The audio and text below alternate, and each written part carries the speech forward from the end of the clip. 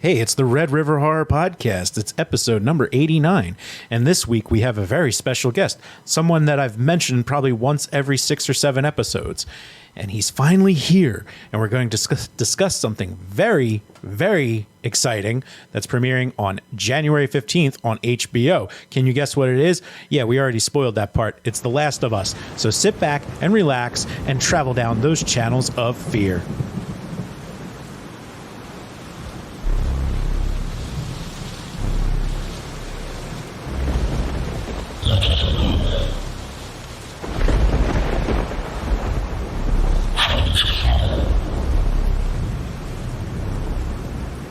Welcome back to the Red River Horror Podcast. I am your host, Joe Zakrzewski. It's episode number 89. I am with Eddie Caiazzo, founder of RedRiverHorror.com. Hey, Ed, how are you? Joe, doing great. How are you? I am pumped, my friend. I'm very excited.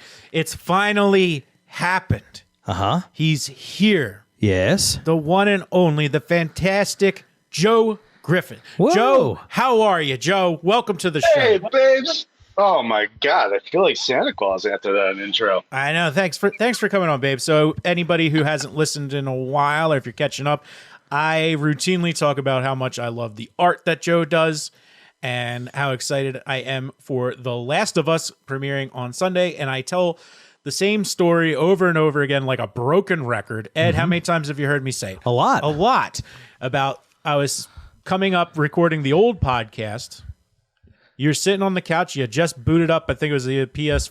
Or is it 3? Yeah, I think it was the PS. It originally came out on the PS3, and then they remastered it for the PS4. So it was probably the PS4 that I was playing on, yeah, the remaster version. Because I remember, and they just redid it again. So they just re-upped the graphics again, and now it's out for the PS5, I believe. Holy shnikes. So that's what I was thinking, because I talk about this. I walked upstairs. You're on the couch. You're like, hey, the game just loaded up. I sat next to you. I thought it was a movie with this incredible intro. I'm like, oh my God. And then you started playing it. Yeah. And heartbreaking intro. Yeah. Like, I couldn't believe this was a video game. And here we are with the show coming.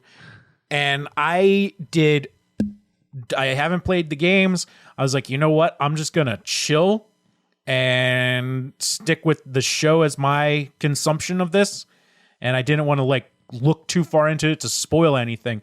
So as someone who's an avid gamer, specifically a lover of this game, how excited are you?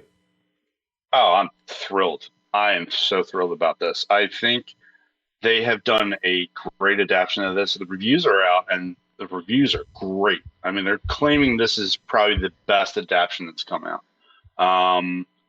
It looks amazing. I mean, the cinematography, the level of detail they put into this thing, the props. I'm thrilled. They actually got the original cast that has played Joel and Ellie in the show as parts as well. Get out of here. Yeah. So the showrunner is Neil Druckmann, who is the director of the games. So he's very heavily a part of this thing. And the writer is Craig Mazin, who did Chernobyl, the Chernobyl miniseries on HBO, if you guys have seen that. That's so good. Fantastic. It was so damn good. He was actually, it's amazing. I think he was the first that was announced that would be a big part of that, even before they announced the cast. And I was so excited. Yeah. I mean, that's a great follow-up from that show. Yeah, I mean, I was blown away by how good Chernobyl was. I was not expecting what I got. Absolutely blown away by that and then seeing that tied to The Last of Us. It's like, HBO just has it figured out, and that's why I trust it. Whereas you had other video games try to come to life, like Halo, which should have been huge, and it's just a massive flop for Paramount Plus. Resident Evil. I didn't even want to bring that one up. The Netflix series is also a total bomb. And you know what? They're both failing because they went way too far from the source material. The one that ripped apart Halo, one of the best critic I read about that, they're like, they hired people who never played the games to make a TV show about the games. I didn't even bother watching it. I had enough people telling me to stay away from Halo. I didn't even bother. Pretend it doesn't exist and hope HBO picks it up at some point.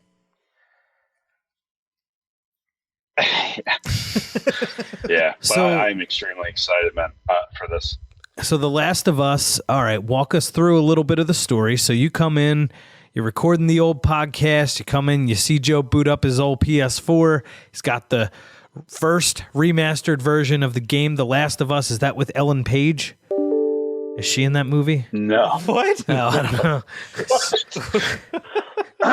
So- Oddly enough, that's funny you bring her up because she actually, I don't think she tried to sue. I might be wrong about that. But she did. There was some controversy that said that Ellie, the one of the main characters of the game, looked too much like her. And at that time, she was doing a video game called Beyond Two Souls with Willem Dafoe.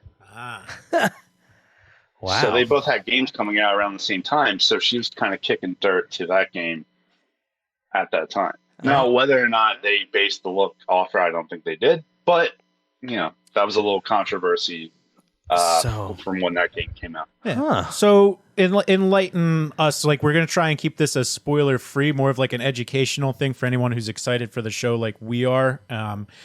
My understand. So one, the casting is great. We got the Mandalorian, right? Yeah, Pedro Pascal. And Amazing. so Pedro Pascal, and I feel terrible because I'm forgetting her name, but the girl Bella Ramsey. yeah, who absolutely killed it on Game of Thrones, who really stole the show in heard. the last couple seasons. Actually, they were both on Game of Thrones. That's right, he was in Game of Thrones too. Yeah. How about that? I mean, HBO's kind of known for that, bringing in the same people around. But this isn't your regular post-apocalyptic zombie story, right? No. So can you tell? Basically, Yeah. if you want kind of the concept of it has to do with like a fungus, like cordyceps. And it's kind of based on nature. There is a cordyceps that infect insect like ants, and they take over the host, where you just have this corpse that's just kind of walking, has no control of its own facilities, but the cordyceps control it. And this is kind of what if they mutated and controlled people. So that's what the infection is. And there's different varieties of the infected. It's not just zombies and stuff like that. You have runners that just run. They're kind of similar to like the 28 Days Later infected. They just run at you. They hit you. They're all over. They swarm. They're kind of like the base level infected. Then you have clickers. Okay. These are a little more infected. They have been infected so much that they can't see. The fungus has grown over their entire face, and they kind of attack by echolocation, by sound. So you can't make sounds around. Then you have bloaters, which have been heavily infected, and they're kind of like tanks. They're huge. They're big. They throw these kind of like spores at you, and they're heavily armored with the fungus that has grown over them. So those are the type of infected. It's kind of different than your typical zombie kind of thing. And then we can get into. There's so much to it. Yeah, no, still don't have to overload. So it's like, is it the same type of kill, or do they kill from conventional weapons, or do you still have to like sever like the nervous system, like shot through the brain or beheading? So runners, I mean, pretty much anything that where you attack them, with conventional weapons, but if they grab you, it's kind of a one-hit, one kill. Gotcha. So you're just donezo if these guys come in contact with, like, it's because it's fungus. So once the spore gets in your blood, you're done. Yeah, and I know they're doing a little something different with the show. Spores are kind of, people breathe them in and they can become infected. So people wear gas masks, and that's kind of where Ellie is. Well, I don't want to kind of ruin it, but That's okay, because that's the one thing we do know is I was picking up like Okay. a Children of Men kind of vibe where it's like, that's a good base. Yeah. yeah, she is infected, but she's not sick. So that's the first thing to Right. getting a cure. She is immune. If we want to take it from the top, like I can kind of start off of what the story is. Yeah, like what can we expect, or what So I mean, the whole story is Joel and Ellie. It's their kind of relationship. You have Joel, um, who through the beginning, and you will find out through the very beginning, he loses his daughter Sarah in kind of the most violent ways in the beginning of this outbreak, and that's kind of where that story starts. That's kind of what throws you into that world. Okay. And it's about 20 to 25 years after the outbreak happens, after he loses Sarah. So it's And that much of a time jump? yeah, it is. Wow. I didn't Yeah. know that. Yeah. So we start off with a very young Joel, and then we see kind of how this kind of world has weathered him down, how it's, beat him down.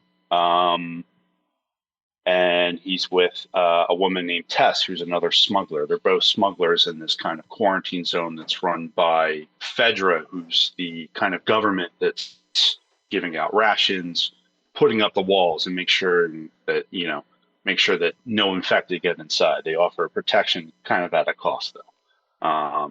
And then the smugglers are kind of doing what they can outside the walls to make sure that they can continue living. So you have Joel and Tess, and the story kind of starts out that another smuggler has taken their guns, Okay. and they go to kind of settle the score with him. And what happens is they run into him. He doesn't have them. He sold them to a group called the Fireflies, which you see is a pretty predominant force in this story. They're kind of like freedom fighters. So the government either sees them as a terrorist or, but they're trying to restore humanity. And the leader of that group is Marlene, who's also in the show, and is actually played by the same actress from the game, All right. which is really cool. So she says, "Hey, look, I have your guns and I have more, but what you need to do is you need to smuggle something for me." And then, of course, we find out that thing that they're trying to smuggle is Ellie, who we find out later on is immune. She's been bitten but hasn't turned. And Joel's like, "No way. I lost my daughter. I don't want to see another kid lost in this kind of world. I don't want to get attached to anybody. I'm a survivor, and that's it." And of course, later on, through that journey, you kind of see that bond established of father and daughter. Okay. So that's got what you've just told me has made me even more excited for this now because of that time jump. One of the things that gets a little redundant when we're doing any zombie type show or apocalyptic show is just the development and the warring factions as these communities start to build. Having them already in place just like opens the door, and how you have, the directors from the video games directing this. I mean, it's almost all too perfect. And then my high hopes is that the opening scene to the show is that opening scene to the game, which I think it will be. Oh yeah, and it's the craziest opening to a video game I've ever seen, because you're not playing as Joel or Ellie, you're playing as his daughter. So Yeah. you're his daughter, seeing all this stuff happen, and then she dies. Yeah. So it's going to be It's crazy. ready to have our minds blown. And then let me ask you something, because we are a horror show. When you've been playing the games, do those clickers really scare the crap out of you when you hear them for the first time? Oh yeah, man, it's unsettling the sound, and Yeah. the fact that they can kill you in one shot. So they'll have several instances where you have the runners that can see you and will actively engage you once they see you. Then you have the clickers that can't. So if the runners see you, they're like, "Oh shit! Like the clickers are coming after me at the same time. I gotta take these guys out before those guys." It's unsettling. Like stalkers are the other ones that I haven't mentioned. They're terrifying. So what they do, it's kind of like, the velociraptors, you know what I mean? They peek at you, and then you'll see another one ambush you from the other side. They hide. They hunt you. Fuck that. So they ambush. Oh, yeah. Straight up. It's terrifying, man. Dude, oh my God. That's, I was about to say, it's like the thing with like anything zombie related is usually like the walkers, the slower ones. That doesn't scare me as much. And I love it. It's when they run at you, really gets my blood pumping. Now you're And gonna these tell that guys run. running and like hiding and hunting me down. Oh yeah, dude, it's horrible. And most of these things take place in like some like sewer or basement or something. Oh my Which, God. if you're ever in a video game and you see a sewer in or a basement, you know it's going to be a hard time. Yeah, It's going to be terrible. dude, I'll never forget the first time, like the first like real horror video game ever experienced. The first Resident Evil. We were over at my buddy's house. It must have been like 1 a.m. Ed, I think you were there. And we get down just in the basement, or when every door would open, the screen would go to black, and then like the slow animation. It's like, is a dog coming out? What the hell's about to happen? Yeah. Dude. And then my biggest mistake was trying with RIP Stadia going down. I got a free trial, like a free copy of Resident Evil Village. I was playing that late at night one night, and I was just like, get you, like, I think kids are going to start dying of heart attacks a lot younger playing some of these games. They're so damn intense. Dude, I don't know how it hasn't got me yet. Yeah. Seriously. I'm about to push 37 on Saturday, man. Hell yeah. Or not Saturday, next Saturday. Yeah. Hey, January baby. I don't even know where my birthday. Oh, there you go, man. Woohoo. Yeah, I don't even know where my damn birthday is. But yeah. It's all right. Yeah, man. It's and I kind of gotta give a shout out to another podcast that does video games, the Retrograde Podcast, because they brought up a very good point about this adaptation. If this thing does well, what is that going to mean for the future of video games, or are we going to get better adaptations out of it now that it's going to be taken seriously as video games being another great medium to tell stories? Yeah, and I think that's exactly what we're gonna get. So as I've gotten older, like even going back, like I've fallen in love with playing these old 16-bit RPGs that I never played as a kid. And I'm not playing these on hard. I'm playing them on easy so I can really enjoy the story. Yeah, absolutely, man. I mean, if you think about how it's kind of evolved from when we played, something like Mario Brothers up to now, you know. I remember Metal Gear Solid, if you're familiar with that game. That's my favorite game of all time, Metal Gear Solid. Right. On PlayStation. Same here, man. Yes. Same here. But I didn't know a video game could do that. But to your point, if this works, like having the people from the video game directly involved with the TV show, think about a game like Metal Gear Solid where there's plenty of directors and stuff from Japan that would be able to provide like the insight and what would be needed to make a Metal Gear show or series of movies actually work. Get Hideo Kojima in there. It probably won't make half of any sense, but it'll be good. Yeah, right. The story I was going to say that first Metal Gear Solid I could follow along, and it was a hell of a story. Like you wanted to hear and see the whole thing unfold as we got to, Sons of Liberty, which I think I talked about on the podcast before. That I beat that at like between 3 and 4 in the morning. So when things started getting loopy, it was freaking me out. That was weird. But so like, in other words, Hideo Kojima, while Metal Gear Solid was amazing and I wanted that story to unfold, it started to go off the rails as far as craziness. Oh, it was nuts. But what a great series, though, man. Yeah. So good. And absolutely. For The Last of Us, how many games are in this? There's two or three? Or there's and a third coming? So there's part 1 and a part 2. So what they say is part 2 is not a sequel; it's a continuation of that story, which makes sense. God damn it! Recently, like I said, it's great. I mean, it makes sense. It's kind of a running story because what you have with the consequences of that first game are reflected in that second. And it's done really well. Yeah. I mean, people debate whether they liked it or not, but people still talk about this game, the second one. And not to go too far into it, but everything that happened in that end of that first game is the direct consequence, and it carries into that part too. It's just brilliantly done. That's really incredible, just what this series is. And everybody I hear talk about, they talk about it so fondly. And it's like something that I like, we're talking about like Metal Gear, any games we have that nostalgia feel for. It's like hearing people playing this now and just falling in love with it. It's just, I might have to buy a system just to play it. I highly recommend you guys do. I mean, just go through that journey. Like I said, I've probably played this 4 or 5 times. I've just played this recent edition, which people were kind of like, "Do we need to pay like a full price just to play that game again?" I'm sorry, I'll look at any excuse to play this thing again, man. And the themes of this are just so deep and heavy. I mean, not to get too philosophical, but I mean, it has to deal with grief and loss and the scary thing of getting something new in your life. Or if something like that is taken away from you, how do you deal with that? How do you cope with that? Yeah. I mean, it's heavy.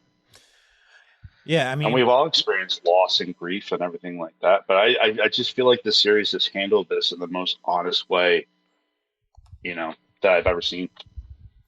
and that's the vibe that I'm getting from it, and that's what's making me one of the things that made me really excited for it compared to like other. So like we'll do like The Walking Dead because that's just a big example but it's like The Walking Dead's downside was like they would try and make it very dramatic on AMC, but it's a comic book.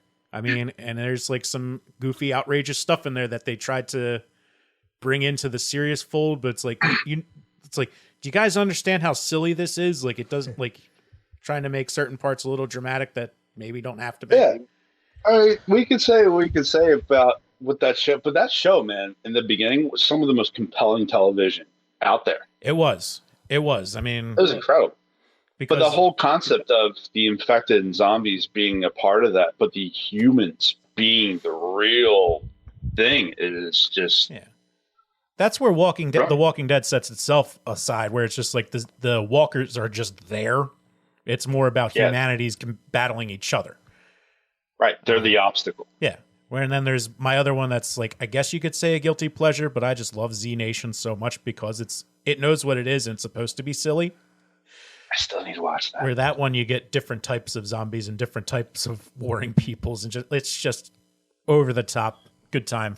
If you love those stupid sci-fi movies, then it's like on the sci-fi channel stuff. It's right up your alley because that's all it is. Yeah, it's like and well, you brought up there's different factions and stuff like that. I mean, it's the same kind of with this show. You have Fireflies, you have Fedra, you have scavengers. That try to do whatever they can to survive, and then you have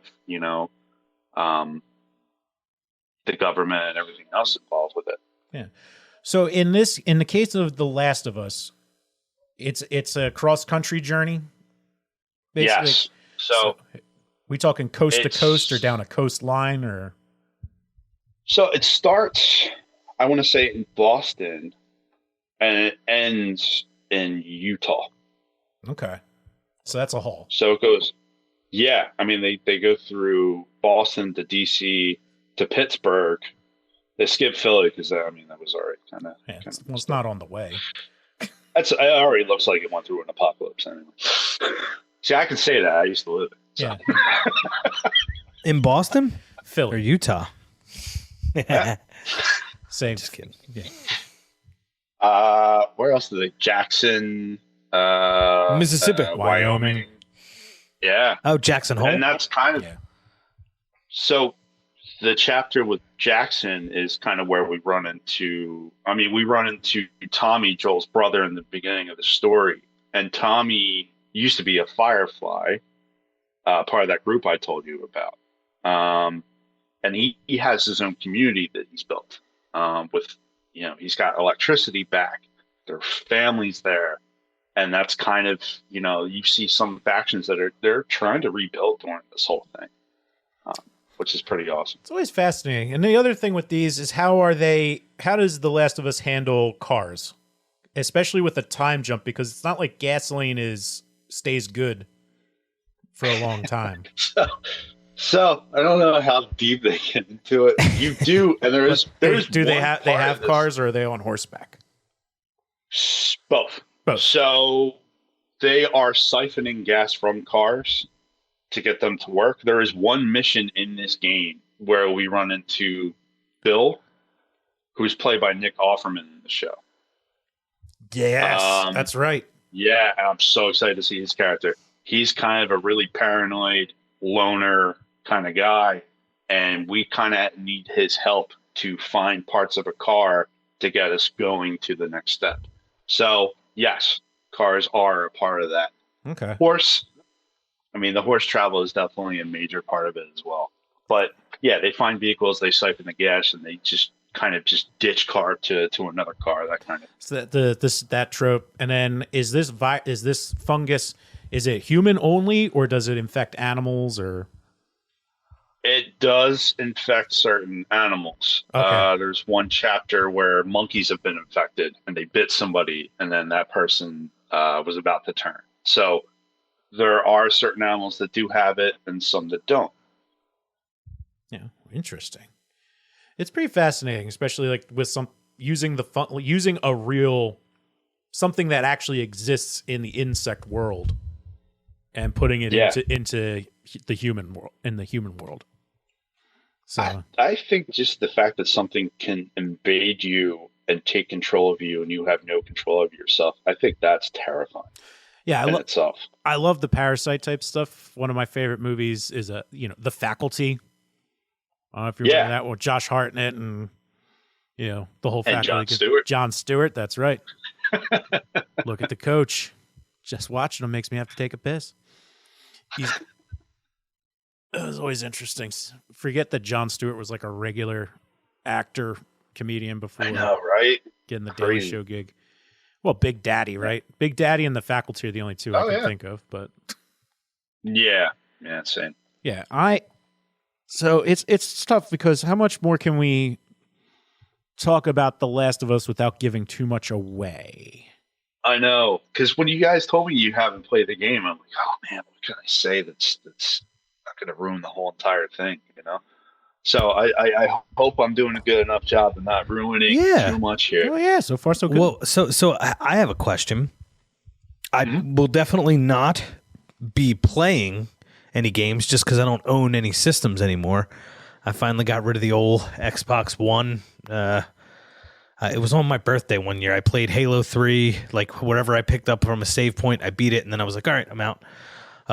But not for any reason other than time. I haven't had the time to play video games. So could I consume The Last of Us story, the video game, on YouTube? Oh, yeah, absolutely. Nice. Okay. Yeah, I'm sure you can find a good playthrough over there. Okay. The one thing I'm excited for, man, it looks like they've added quite a lot to this story outside of the game. I mean, they're going to expand on things that weren't really touched in there because you can. I mean, if you think about it, all that gameplay time, you can fill with other story elements. Yeah, I mean, it seems like HBO invested big into this. Especially with a lot of networks and streaming platforms doing a lot of cutbacks for write-offs. This is a big one for them. Actually, HBO's got a lot of cool shit coming out this year, but even with their cuts. But this is the kickoff, and I'm like blown away excited. Yeah, man. And it all started sitting on the couch with you, Joe. I know, man. This is awesome. And now I'm here. I'm excited. And thank you guys for having me on, man. This is awesome. Well, yeah. Well, I have a quick question. All right. So you are a video gamer. So what's the scariest, the most scared you've been?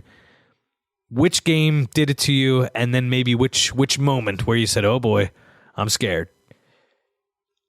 God, I think the thing that stays with me the most, and I'm probably looking back at it now, it's probably not, because that's the thing with games, they don't age that great.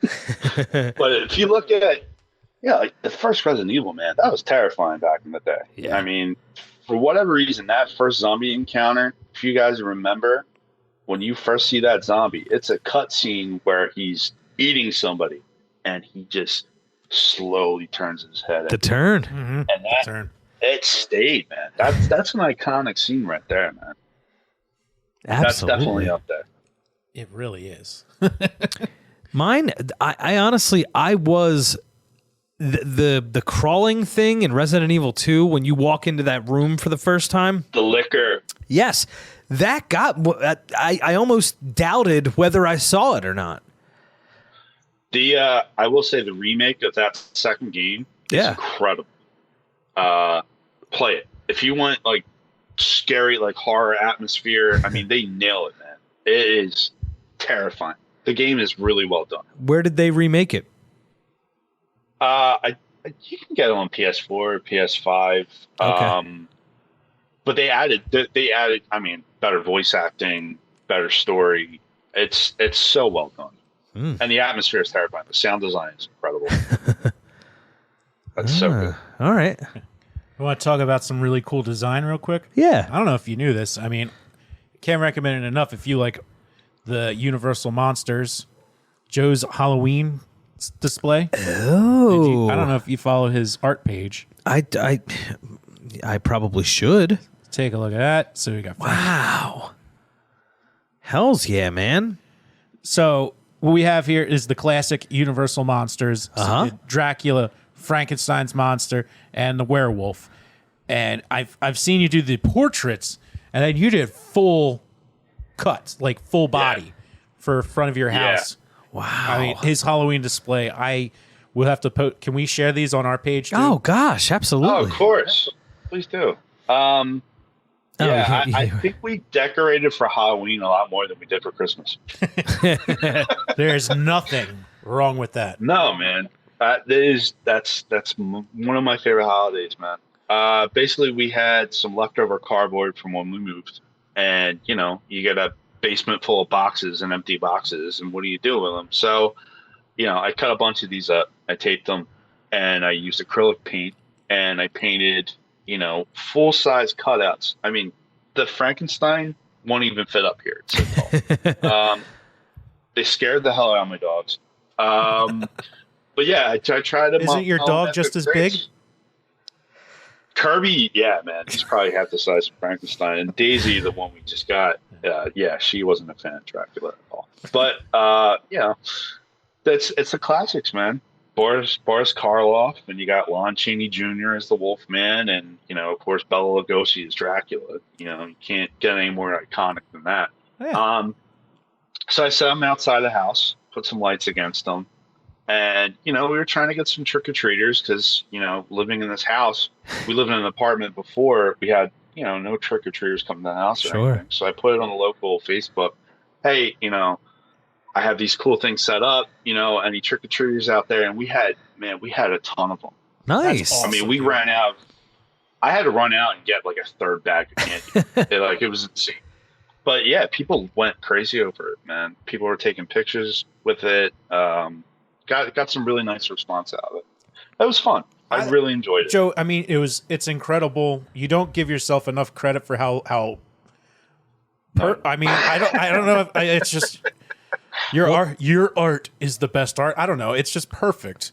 Because then you had the other ones, the portraits you did. You also had the Mummy, the Bride of Frankenstein, and Creature from the Black Lagoon. Yeah, I definitely want to add those. I think next year I'll just keep adding monsters. Do you think that's going to be a thing? Just keep adding to the roster? Oh yeah. So they call the township on me. Yeah. Might as well. I mean, who knows? You might become a destination like those houses with the Christmas lights. People drive all around to see your Halloween display. That would be awesome, man. Yeah. But yeah, I love horror just as much as you guys, man. And I collect action figures as well. I just picked this guy up because this will work great for a podcast, a little show and tell. But the American. All right, it froze for a sec there, so we have to describe this. All right, so it just froze. Could you show us that again? American Werewolf of in London. Yes. Yeah. As an artist, you must appreciate the work done in that film, the special effects. Oh, yeah, man. You can't get any better than, conventional props and conventional practical effects, man. You really can't. You really can't. And I mean, that's why, we love Tom Savini, and everyone we talk to who's ever met Tom Savini talks about how great Tom Savini is. True. And he also likes it every time we talk about how his remake of The Night of the Living Dead is the perfect remake of any movie. Oh, do we get love from Tom Savini when we do that? Whenever you give him love, yeah, he's pretty quick to love it back. All right, cool. He's an Italian too, so I love him. What a legend too, man. Did you guys see Black Phone? Yeah. Yes. He designed the mask. Get out of here, did he? I didn't. You know what? I didn't do any homework behind that. That was a very. I really liked that film. It had depth. There were so many layers to it. There were moments where I was scared. There were moments that kind of tugged on the heartstrings. That was a very well done film. You know what I loved about it, man? And not to give too much away, but every time he gets kind of hints and tips from the phone, it all adds up in the end. Yeah. Yeah, that's brilliant. That I think that was my favorite horror movie for 2022. Yeah. It's based off a Joe Hill short story, Stephen King's son. Right. Yeah. Yeah. And I think, by the way, because I actually saw that, I had to run into Target to grab some, diapers, wipes, all that fun stuff. I finally went into a full-size Target. The one we have here is like a Target Express. So on my way home from somewhere, I was out in the burbs, went into a full-size Target for the first time in a long time. They had, the Black Phone and Other Stories or whatever by Joe Hill up on the rack there. But up against the back wall, right next to the electronics section, was like horror toys. Yeah. Like a full, there was Pennywise, there was Halloween 2, there was... That's where I got that figure from, believe it or not. Okay, so that's... There is a company called NECA, NECA, and they make different horror property. I mean, even Ninja Turtles. They do figures of those guys too. And they actually did a pretty cool blend of the Ninja Turtles and the Universal Monsters. Yes. Yeah. Which is really awesome. Wow. But yeah, they'll do Halloween. They'll do Michael Myers. They did. I have a couple of Jasons here as well. They have a couple of those guys too. Well, Oh wow! All right, so let me see if I can guess. Let me see if I can guess the two Jasons. So he's showing us two Jasons. Oh, okay. The one on the right is definitely older, like an older Jason. Is that? Black pants, shirt with a jacket.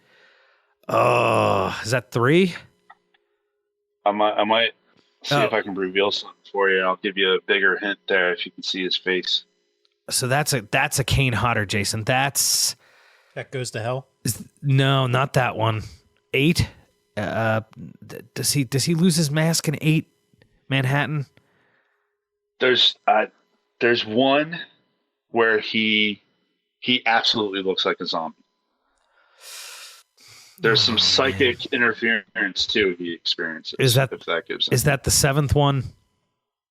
It's the new beginning. Yes. Yeah. So Yes. Jason Lives is 6. Manhattan's 8. Jason Goes to Hell's 9. Yeah. So the other one is Freddy versus Jason. Wow. I guess I never realized he had a coat and. Dude, he's got so many different variations. It's insane. And there's a figure for every one of them. It's crazy. Even the remake, they have one.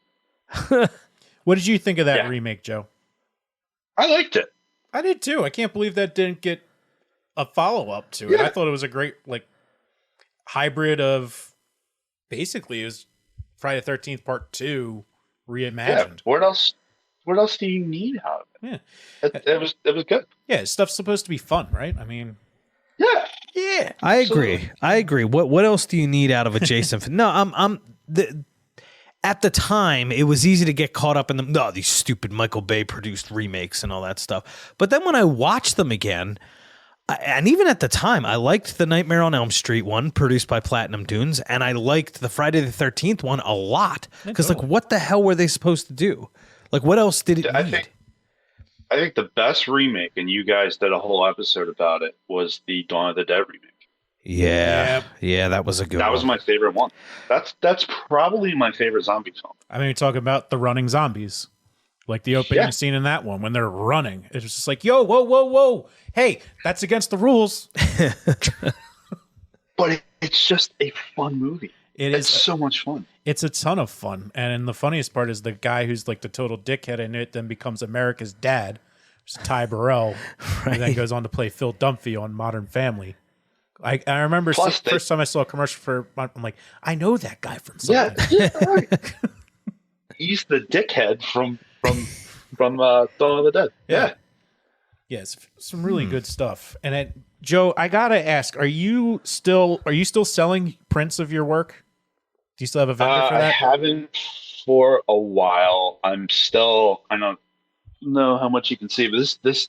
So when we bought the house, there was an attic up here that was kind of the third bedroom. I've converted it into an art studio, and I'm still kind of getting things set up here. I'm hoping I will eventually. I'm hoping to sell some originals too at some point. Yeah, totally. I mean, I love my zombie Ben Franklin, Dawn of the Dead shirt. Yeah, man. It's great. I mean, Dawn of the Dead. Yeah, with the zombie Ben Franklin on it. It's perfect Yeah. for the Halloween season. Huh. Yeah, Very absolutely. perfect time. Yeah, I definitely want to sell some more stuff. I will definitely let you guys know when I start doing that. I even have some wood panels that I can probably sell as originals too. Ooh. Yeah, I mean, Some Halloween inspired ones. I can't say kinder things about your work, Joe. And the Instagram to Thank follow you is so at Joe Illustrated. At Joe Illustrated. Yeah. Yes, And sir. it's like, that's why I got distracted right in this episode when I was pulling up your Halloween setup and then just started scrolling down and started looking at all the other stuff. Thank you so I'm much. like, slow down. Get back. I know. We're recording right now. The most difficult thing is time. Honestly, just finding the time to do it. But I do love doing it, man. I absolutely love doing it. Do you know, speaking of horror, who actually owns one of mine is Nick Frost, That's who right. was in Shaun of the Dead, who I met. Nicest dude. Super nice guy. So, yeah, Ed from Shaun of the Dead has one of my artworks. Yeah. I just watched Paranormal Investigators. Okay. Did you see that, his show? No, I haven't. So I think I'm getting the name wrong, but he plays a paranormal investigator. Simon Pegg's got like a bit role in it, but I mean, it's got the same vibe. It's so good. It's older. Truth Seekers. Truth Seekers, that's it. Emma Darcy from House of Dragons Yeah. in there. Yeah, Truth Seekers. I just watched that for the first time over the weekend, and I'm so mad I missed that on. He's a really funny guy, man, in real life, too. I couldn't take a straight picture with him without cracking up. He He's is. just so funny. And that's not the only shout out you've gotten from someone whose art you've done. You got from Midnight Mass. Yeah, Rahul Kohli. Yeah. Yeah. I mean, that's Also a really nice dude. an incredible sketch that you did. I mean, And, I think he reposted it, right? Corey Barlog, who directed God of War, the God of War games, he actually has a portrait I did of him that his wife asked me to send. His really nice wife. That's right. Of himself hanging on the wall. Yeah. It's that's just so cool.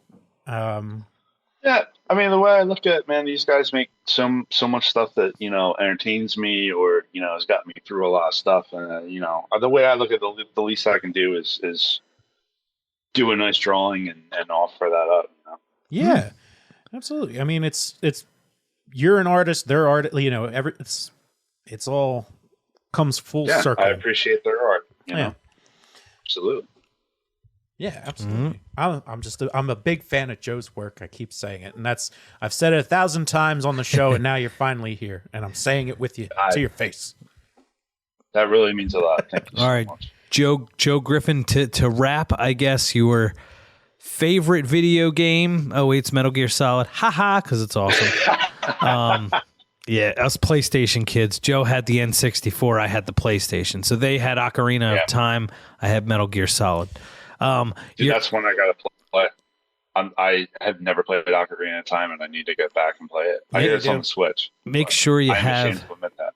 Make sure you have the strategy guide because I ultimately got stuck and had to go get the strategy guide. So, you're just in closing. What's your favorite horror film? Man, I'm gonna have to say the Birds by Alfred Hitchcock. I think is my favorite. Ooh, okay. Love it. Love that taste. Why did you go classic? Like go with a Hitchcock? Is like I just with horror, man. I go with what sticks. You know what I mean? Like jump scares are cheap and quick. I think if you have something very unsettling and you use something as innocent as just birds just hanging out in the playground, that's haunting, man. That sticks with you. And I as a kid, I had to double check to make sure there weren't any crows hanging around the playground before I couldn't agree more. Like the slower burn, the something that's more like attacks like Or- your humanity's kind of. or carry a shit ton of bread. Yeah, All right. best way to do it. Well, no, we got to talk. We got to talk. I don't want to give any ideas away on the podcast, but there's definitely some cool stuff I have in mind for some art pieces. Totally. We should do. We should definitely get a Red River Horror line going, I think. Yeah. Oh man, I'm down. Let me know. And then before we're closing, just wanted to ask, did either of you see The Menu on HBO? No, I haven't. I have not, but I've heard very good things about it. Have you guys? I will turn it back. Have you seen The Barbarian? Yes, I actually. Yeah. So something about Justin Long in horror movies is always a great beginning and then kind of a weird ending. But I still liked it. That was really good. It was really good, and I went into it not expecting anything out of it, man. I went in completely cold, and I was really pleased with it. And X and Pearl, I think, are my other two favorites too recently.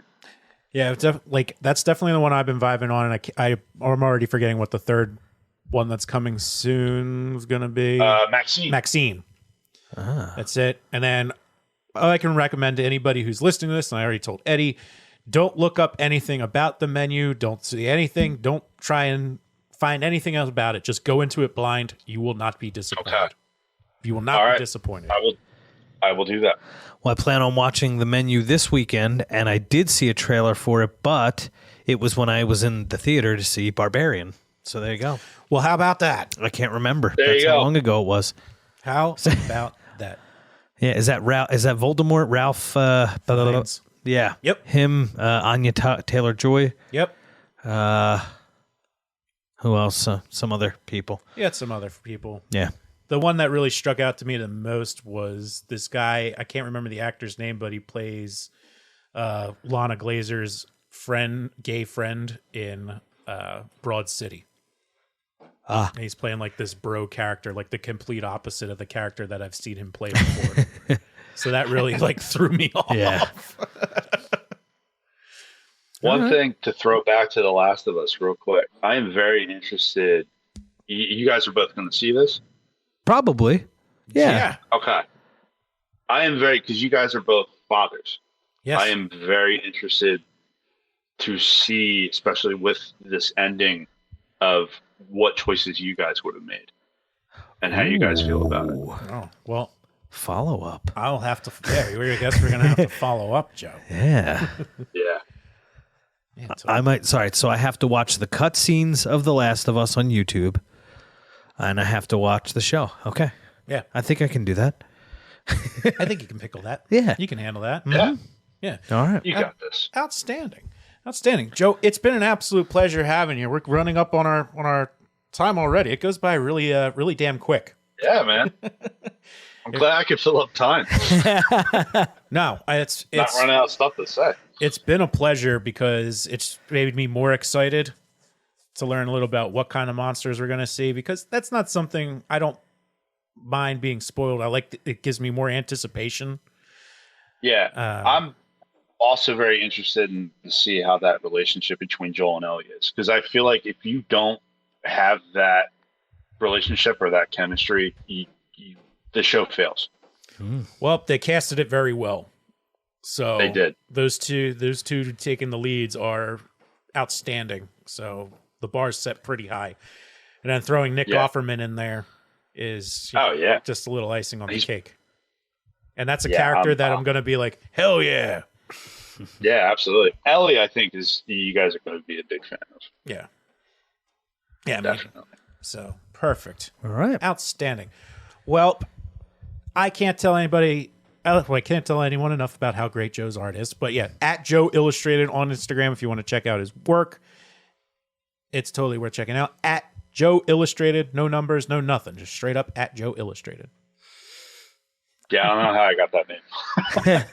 I thought it would have been taken right away. Anyway, Thank you so much, guys, for having me on here. And I really miss you guys a lot. We need to hang out in person. It's been too long. Absolutely. I agree. I can't agree more. It's been All right, Joe. Yeah, great reconnecting, brother. yeah. So Yeah, let's close out the absolutely. show. We can finish it up after we're off for a second. So, Ed, anything else from you before we close out? I am all good, man. That's the last of me. That's the last of us. So this has been episode number 89 of the Red River Horror Podcast. And as always, remember to keep traveling those channels of fear.